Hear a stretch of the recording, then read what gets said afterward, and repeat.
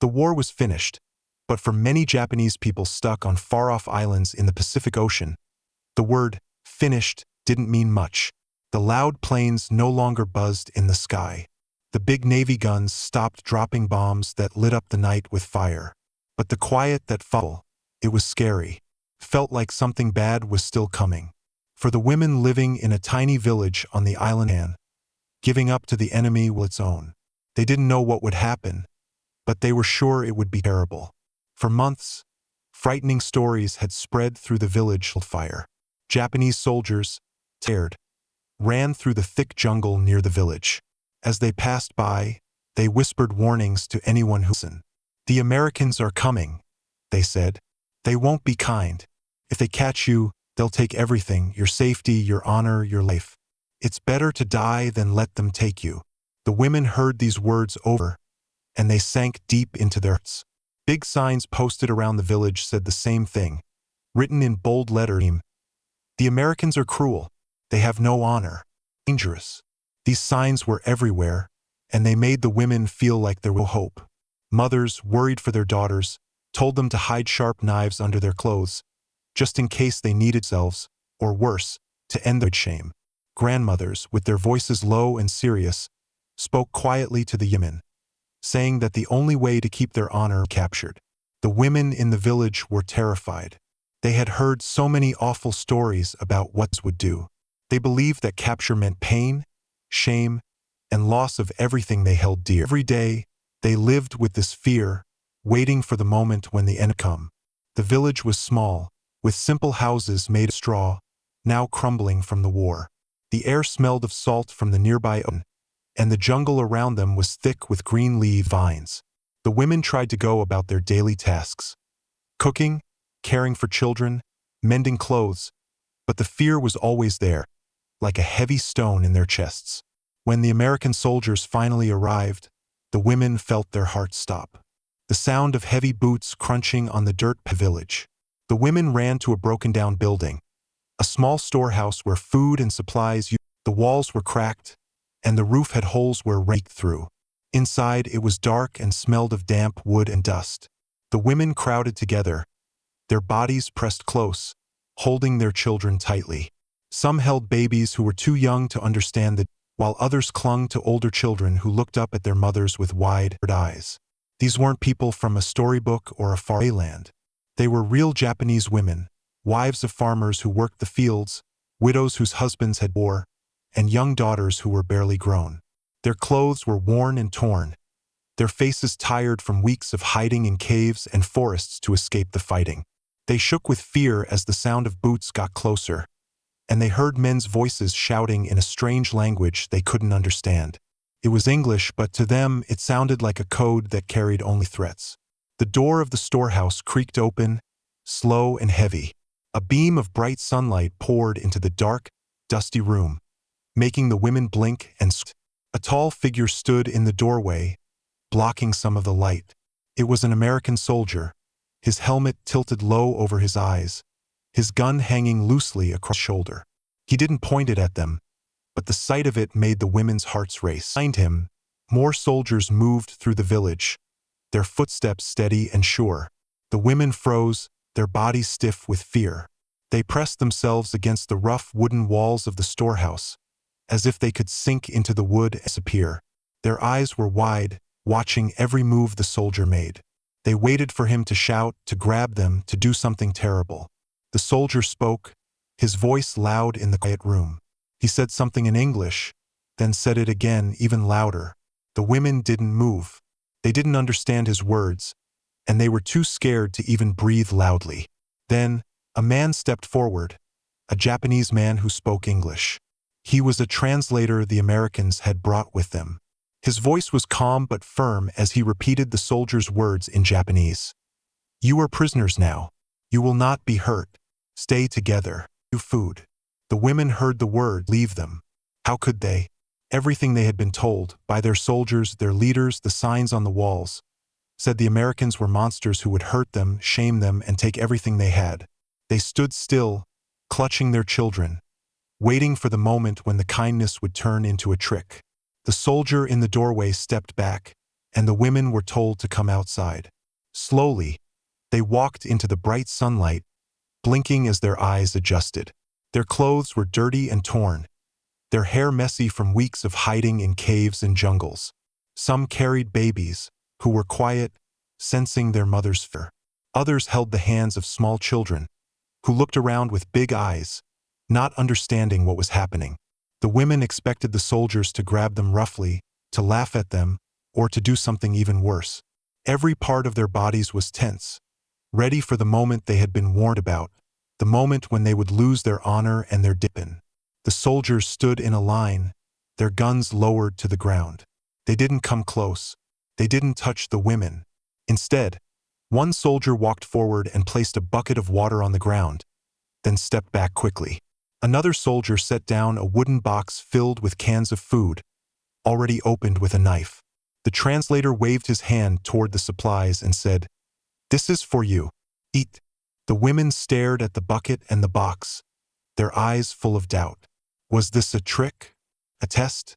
They had been told the Americans would never be kind, that they would only bring pain. A brave mother, her face thin from hunger, took a step forward. Her hands shook as she bent down and scooped water into a cup. She brought it to her lips and drank, her eyes watching the soldiers. They didn't move. They didn't say anything. A young girl, maybe 10 years old, reached for a can of food, her fingers trembling. She looked at the soldiers, waiting for them to stop her, but they stayed silent. The quiet was heavy. All four. Slowly, one by one, the women began to eat. For the first time in weeks, they tasted warm soup, the kind that warmed their throats and filled their empty stomachs. They broke soft bread with their hands, the crumbs falling onto their laps.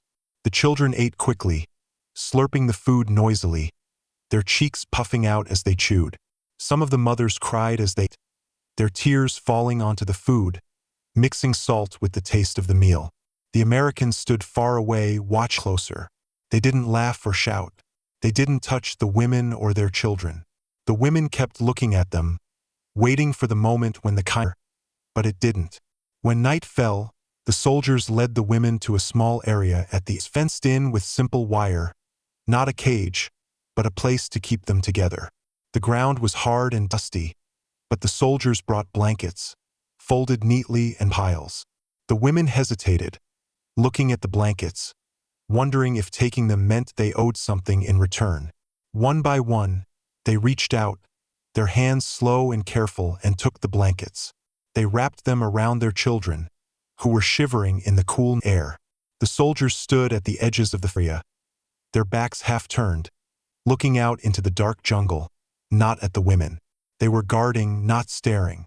That night, whispers passed between the women as they sat close together, wrapped in the blankets. A young girl, barely 18, spoke in a soft voice, almost too quiet to hear. "Why don't they touch us?" she asked. "Isn't that why they came?" Her mother quickly hushed her, but the question hung in the air. Every woman was thinking the same thing.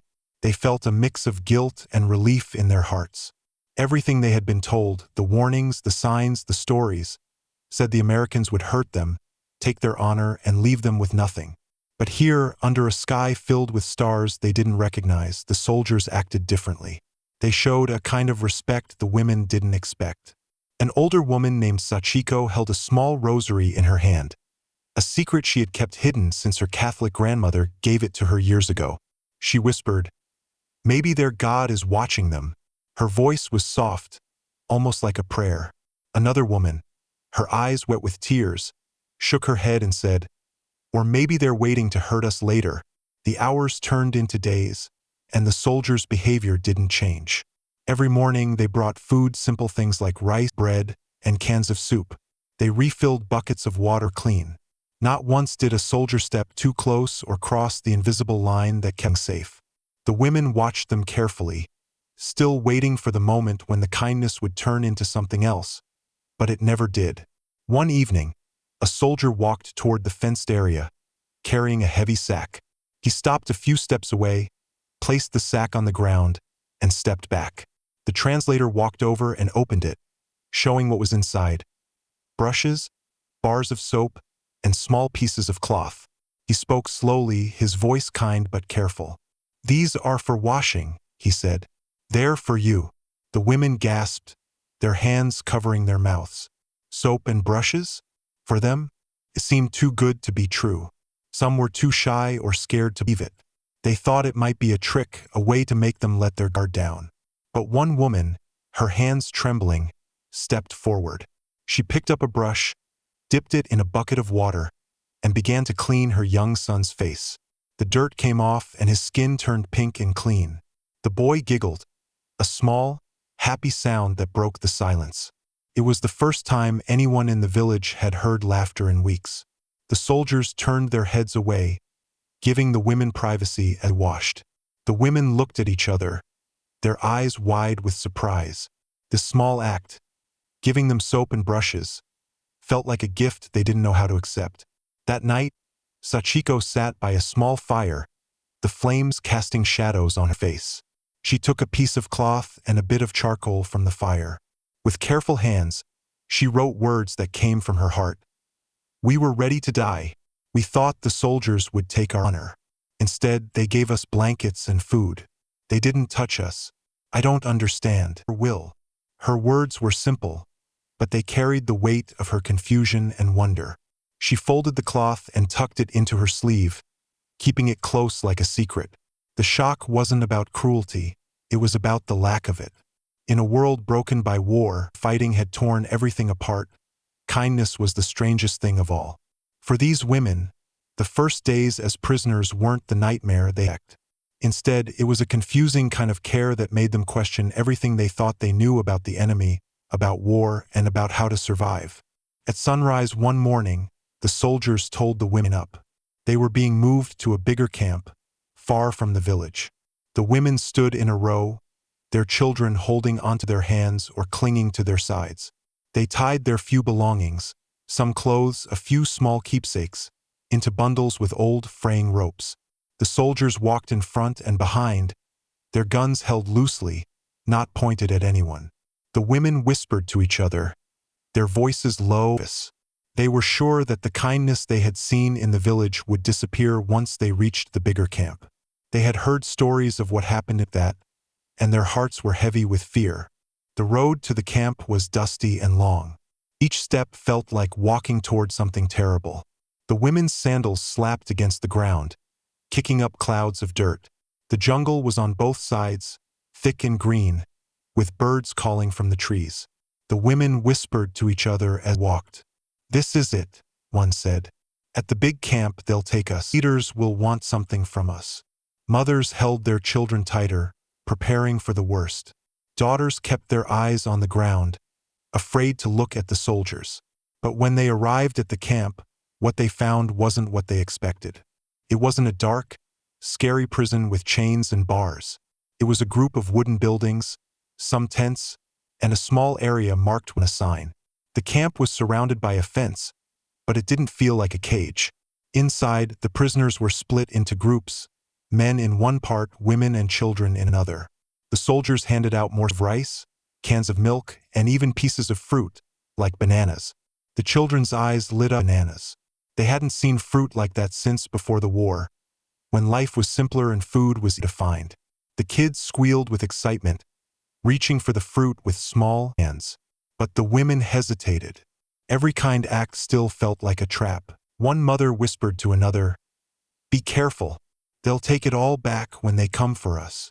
But the days passed and the pattern stayed the same. The soldiers brought food, then stepped back. They gave out soap and cloths, then turned away. They showed the women where to find pumps, but always stayed a step away, never coming too close. Days turned into weeks, and still no soldier touched them. The fear of harm was all, but it never happened. The lack of cruelty became a heavy feeling, like carrying a weight they didn't understand. A medical officer arrived at the women's part of the camp, followed by 2 nurses. The translator stood beside him and said, "We're here to check the health of the children and mothers. If anyone is sick, we'll give you medicine." The women stood still, their bodies tense. Medical help from the Americans? It sounded impossible. They had been told the enemy would never care about their hurting them. But the officer knelt down in front of a small girl who was coughing, her chest rattling with every breath. His hands were gentle as he listened to her breathing. He spoke softly to the nurse, then handed the girl's mother a small bottle of medicine. The mother's eyes filled with tears. She bowed low, her head almost touching the ground. Kindness didn't fit with everything she had been taught about the enemy. Sachiko, the older woman with the rosary, watched from a few steps away. She clutched the beads tightly and whispered to herself, "Our own soldiers told us to die before letting the enemy capture us. But here, the enemy tells us to live." Her voice was quiet, but it carried a weight that made the other women turn and listen. Another surprising moment came one evening as the sun set, painting the sky with shades of orange and pink. A soldier walked into the camp, carrying a stack of paper and a handful of pencils. The translator spoke again. "You can write letters to your families. The Red Cross will try to send them." The women stared at the paper. It was open. Letters? They thought they were cut off from their family forever, their voices silenced by the war.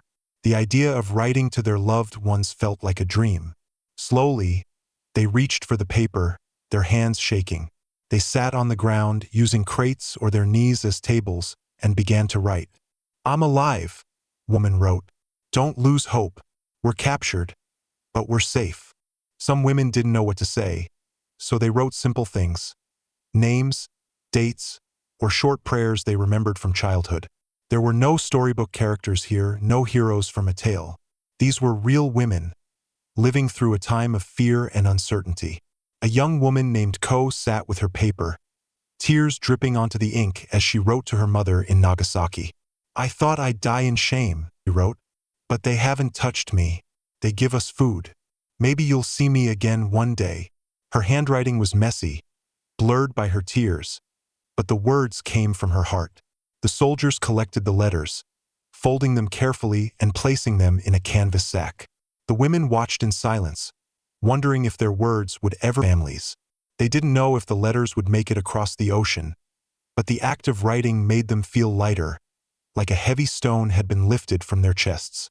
That night, under the soft light of a lantern, the women sat together and talked in low voices. Some still believed the kindness was a trick, that something bad was coming. "They're waiting," one woman said. "They'll show their true selves." But others, especially the younger ones, started to feel a small hope. "Maybe they're different from what we were told," one said. Ko hugged her knees, staring at the lantern flame. She spoke softly, almost, "I've been afraid of men my whole life. Tonight, I wrote a letter to my mom, more than our own soldiers ever gave us." The Americans kept acting the same way. Guards walked around the camp, but they never went into the women's area without saying something first. When blankets got old and thin, the soldiers brought new ones. When children got sick with fevers, medicine appeared, always handed over with care, never with a demand for a turn. The soldiers stayed at a distance, refusing to cross the invisible line the women most. This absence of harm became its essence. It shook the women's beliefs to the core. For years, they had been told the Americans were wild, cruel, and without mercy. The signs, the warnings, the stories all said the enemy would take everything from them. But here, in this camp surrounded by jungle and ocean, their bodies were safe. Their dignity was untouched. Their children were fed and cared for. Sachiko wrote again on her piece of cloth, her charcoal scratching against the fabric. "The biggest shock isn't cruelty. It's respect. We thought they'd take our honor. Instead, they gave us our voices. Maybe this is what it means." The question in their minds changed. It was no longer, "When will they hurt us?" but "Why haven't they?" In the quiet moments, in the space where harm didn't come, the women started to see the soldiers differently. They weren't monsters as they had been told. They were men, tired, dusty, and worn out from the war. Their faces showed exhaustion, not anger. This realization was scarier because it made the women question everything they had believed. By the late summer of 1945, news reached the camp that Japan had been over. For the women, the news didn't bring happiness, questions. Would they be sent home to Japan? Would they be kept in the camp forever? The soldiers didn't give clear answers. They just kept doing what they had been doing, bringing food at the same time each day, checking on the sick and standing guard closely. The weeks of being prisoners left marks in, not cuts or bruises, but a deep confusion that settled in their minds. At night, they whispered to each other, saying things they couldn't have said at the start. "They haven't touched us," one said. "Not once. No hands reached for us. No one asked for our bodies. No shame came." The absence of cruelty became the thing they remembered most. One morning, Ko, the young woman who had written to her mother, got news from the Red Cross. Her letter had reached Nagasaki. Her mother had written back, and the words made Ko's heart ache. "I thought you were dead," her mother wrote. "Now I know you're alive. God answered prayers I was too afraid to say." Ko held the letter tightly, tears streaming down her face. She sobbed, her body shaking with relief and sadness. Around her, their voices soft. "If your letter got through," said, "maybe ours did too." The hope spread, quiet but strong, like a small flame in the dark. Sachiko, the older woman with the rosary, called the younger women together one evening. They sat in a circle, the air cool and the stars bright above. "We were told death was better than told these men would take us, strip us of everything. But you now they didn't touch us. They fed us. They guarded us. They gave us our voices." Her words were heavy with the fear they had all carried long, now turning into something else, something like amazement. In September, the soldiers told the women they were going home. One by one, they were led to boats that would take them. They walked barefoot, their feet sore from the long journey. They carried small bundles of their things, tied with the same fraying ropes. Many held onto small gifts the Americans keep: a bar of soap, a piece of cloth, a letter tucked carefully inside their clothes. Ko leaned toward her sister as they walked to the boat and whispered, "I'm more scared to go home than I here." Her voice was small, but it carried the weight of everything through. The boat ride was long and quiet. The smell of salt filled the air, and the sound of seagulls crying in the distance mixed with the waves lapping against the boat. The women sat close together, their bundles in their laps, their children sleeping against them. They didn't talk much, each lost in her own thoughts about what they would find when they got home. When they finally stepped onto Japanese soil, they saw a country broken by war. Cities were piles of rubble, families were torn apart, and the nation felt humbled by its surrender. The women carried a story inside them. How could they explain that the enemy they had been taught to fear had treated them with kind of shame? Many chose to stay silent, afraid that people would judge them or call them liars. They worried their neighbors would think they were betraying their country by speaking well of the Americans. But in private moments, in diaries written late at night or in quiet talks with their daughters, the truth came out. Ko wrote in her diary, her pen scratching against the paper, "The Americans didn't touch us. That was the biggest shock. We were told to fear them like monsters. Instead, I found men who were tired of war, men who didn't cross the line. That's what I'll carry with me until I die." Her words were simple, but they held all the weight of her experience, the fear and the unexpected relief. Years later, Sachiko sat with her granddaughter, her hands wrinkled but still rosary. She spoke softly, her voice steady. "I prayed with this rosary, begging to die before losing my honor. But when the soldiers came, they gave us blankets and turned their eyes away. That day, I learned that kindness can be scarier than cruelty, because it makes you question everything you thought you knew." Historians write about numbers, how many battles, how many deaths, how many bombs fell. But for these women, history wasn't about numbers. It was about silence. The silence of hands that never reached out to harm, the silence of lines that were never crossed, the silence of dignity that was kept. As Japan rebuilt itself, with new houses rising from the ashes and children playing in streets that were peaceful again, some of the women still held on to faded letters from the Red Cross or memories of hearing them. For them, the war's greatest legacy wasn't the destruction it caused. It was the restraint they never expected. What they remembered most wasn't the fear. It was the absence of it, the quiet, surprising kindness that changed all the world.